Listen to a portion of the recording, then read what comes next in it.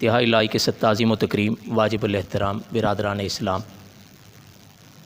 जो कोर्स के हवाले से हज़रत वालिद मोहतरम ने तफसील के साथ आने वाले मेहमानों को बताया है। जितने भी मेहमान तशरीफ़ लाए हैं, हमारे मुल्तान से भी आए हैं, जलालपुर पीरवाला से, हमारी इंतज़ामिया की तरफ से मुख्तलिफ़ इदारों के दोस्त हैं, और हमारे SHO सिटी जाम आफ्ताब साहब तशरीफ़ लाए हैं। हम इनको अपने इदारे में तशरीफ़ लाने पर वेलकम कहते हैं, आहलन व सहलन मरहबा कहते हैं, खुश आमदीद कहते हैं। अब मैं इस मौके पर अपने शहर के SHO, जो यूँ समझे हमारे शहर हज़रत वालिद गिरामी के अक्सर जुमले हैं कि इस वक्त वतन के दो लोग हिफाजत कर रहे हैं। एक पाक आर्मी जो वतन की सरहदों की हिफाजत कर रही है, जो दूसरे उलमा हैं जो लोगों के नज़रियात की हिफाजत कर रहे हैं। और मैं समझता हूँ कि ये इदारों के लोग जो हैं, ये हकीकत में जहाँ वो सरहदों की हिफाजत कर रहे हैं, यहाँ ये मुकम्मल चौकीदारी कर रहे हैं। एक एक बंदे की हिफाजत, कोई छोटा सा हादसा हो, मामला हो, हर चीज़ की देखभाल ये लोग करते हैं।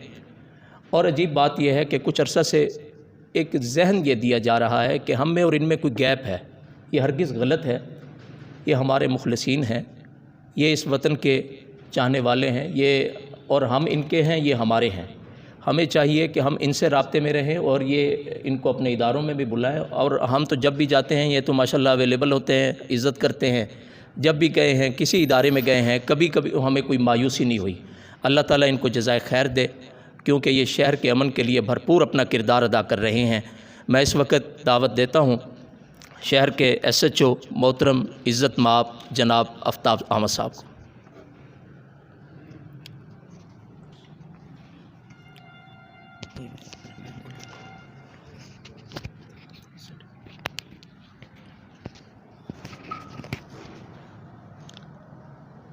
बिस्मिल्लाहिर्रहमानिर्रहीम।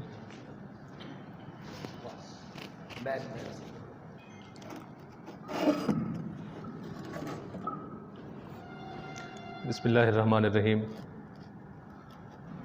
सबसे पहले तो मैं खुदावंद कुदूस का शुक्र बजा लाता हूँ कि जिसने हमें 18,000 कमोपेश मखलूक़ात में से अशरफुल मखलूक इंसानियत में से इंसान पैदा किया।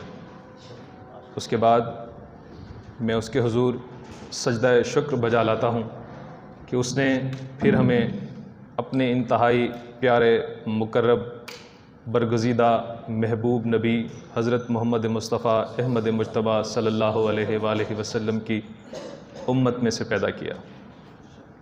और वो उम्मत जिसको उम्मत वस्त का दर्जा और लक़ब दिया गया है, इस उम्मत की खूबी ये है कि मेरे नबी के बाद किसी नबी ने नहीं आना। मेरे नबी के बाद जो नबियों का फ़रीज़ा है वो इस उम्मत पर, इस उम्मत के उलमा पर और हर फ़र्द पर फ़र्ज़ है। वो क्या है कि ये उम्मत खैर का हुक्म देती है, बुराई के कामों से रोकती है। और मेरा ये महकमा पुलिस हज़रत सैयदना उमर फ़ारूक जो 22,000 मुरब्बा किलोमीटर का हाकिम था, उसका बनाया हुआ है। मैं ये समझता हूँ बतौर पुलिस अफसर मैं हुक्मरान नहीं, निगरान मुकर्रर हूँ। मुझसे ज़िंदगी बड़ी मुख्तसर है। एक ना एक दिन हमने इस दार फ़ानी को छोड़ के अपने रब के हुजूर पेश होना है। तो मुझसे इस अख्तियार का पूछा जाएगा कि मैंने अल्लाह ताला की वो मखलूक जिसको कुरान पाक में वो अपना नायब कह रहा है, वो ये कह रहा है कि ये मेरे खलीफे हैं, अगर उनकी देखभाल मेरे ज़िम्मे है तो यकीनन बरोज़ क़यामत मेरा रब्बे कायनात मुझसे पूछेगा। जहाँ लफ्ज़ अख्तियार आ जाता है बरादरान इस्लाम, जहाँ लफ्ज़ अख्तियार आ जाता है तो उसके साथ एहतसाब भी ज़रूर होता है। ये बात बिल्कुल हमें नहीं भूलनी चाहिए। कुरान पाक में अल्लाह तबारक व तआला ने सूरत 3 में फ़रमाया कि मैंने इंसान को एक बेहतरीन साख्त पे पैदा किया है, इंसान को बेहतरीन साख्त पे पैदा किया है। लेकिन इस गुमान में ना रहे कि ये सदा ताकतवर रहेगा। मैंने इसको ताकत से कमज़ोरी की तरफ, ख़ूबसूरत से बदसूरती की तरफ भेजना है।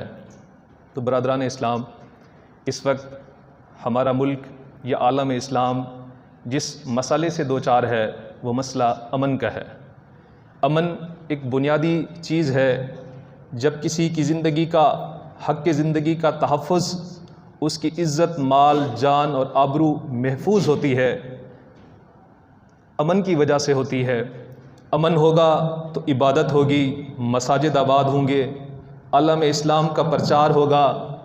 दुनिया हमें अमन के रूप में देखना चाहती है, लेकिन कुछ नाक़िब अंदेश मनफी जो मिसडिमीनियर्स हैं वो नहीं चाहते कि इस्लाम का नाम जो सलामती से मंसूब है यहाँ अमन रहे, ये फले फूले और बढ़े। ये ज़िम्मेदारी हम पर है, आप पर है। आप इन मसाजिद के उलमा हैं, आलम इस्लाम के उलमा हैं, आप खुतबा हैं। आपने अपने खिताब से, अपने अमल से ये बात साबित करनी है कि हम मुसलमान कौम अमन का प्रचार करने वाले हैं।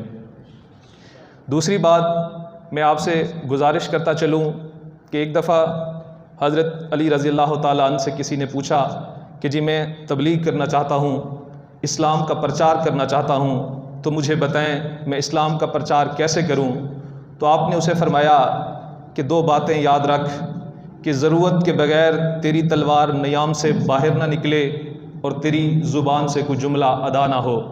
तो उसने कहा ये तो मौलाना नामुमकिन है। मौला अली से उसने फरमाया कि ये तो नामुमकिन है, तबलीग करने के लिए मुझे बोलना भी पड़ेगा, तलवार भी नियाम से निकालनी पड़ेगी। तो आपने फरमाया अपने किरदार को इतना मजबूत रख कि बग़ैर ज़रूरत के तलवार नियाम से ना निकले और बग़ैर किसी वजह के तेरे मुँह से कोई कलमा अदा ना हो। तेरे कंडक्ट से, तेरे रवैये से, तेरे किरदार से ये बात साबित हो कि इस्लाम किस अमन और सलामती और किस तरह का दीन है, इस दीन में कितनी खैर व बरकत है, वो तेरी ज़िंदगी के शबरों से आया हो। मैं ना तो आलिम हूँ, ना फाजिल हूँ, ना ही मुझे ज़्यादा पता है इस्लाम से मुतल्लिक, लेकिन मैं इतना ज़रूर समझता हूँ कि बतौर मुसलमान जब हमने कलमा पढ़ लिया, जब हम दायरा इस्लाम में दाखिल हो गए हैं, तो हमें फिर इस्लाम को मनोअन और मुकम्मल तस्लीम करना पड़ेगा। इस्लाम अधूरा दीन नहीं है, ये मुकम्मल दीन है। मैं आखिर में इस बात के साथ इजाज़त चाहूँगा कि आपके पास एक फ़ोरम है मसाजिद में जुम्मतुल मुबारक के मौके पर, जहाँ आप दीन की और बातें बताते हैं, वहाँ ये ज़रूर बताया करें कि अमन के साथ अगर हम अमन को देखें, अमन की बिगड़ती सूरत हाल में जो सबसे अहम कंपोनेंट है वो अदम बर्दाश्त का है।